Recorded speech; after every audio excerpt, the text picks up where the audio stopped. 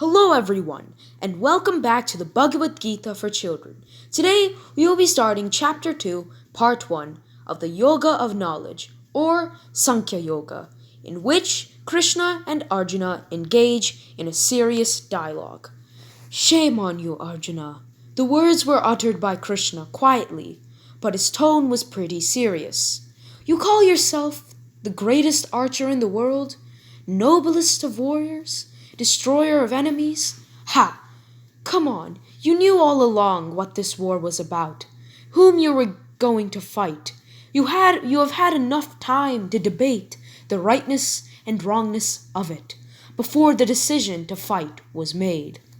You cannot start thinking now, when you are already on the battlefield, when your side is depending on you to lead them to victory. Krishna waited, hoping for some kind of reaction. None came, so he continued. This is completely disgraceful behavior for a warrior, and you know it. There is no honor in running away from battle, and dejection does not suit you. Krishna's voice grew sterner. Enough of that whimpering, Arjuna. Stand up, pick up your bow, and fight a battle worthy of a Pandava prince. Do stop, Krishna, begged Arjuna.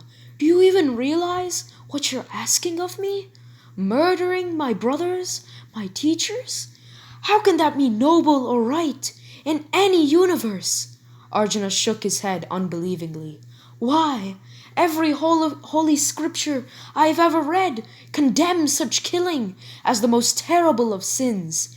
Every moment of my life after the war was over would be stained with guilt and despair. Don't you see how? Arjuna stopped. His argument began to sound weak and hollow, even to his own ears. For Arjuna came from a proud bloodline of fighting men.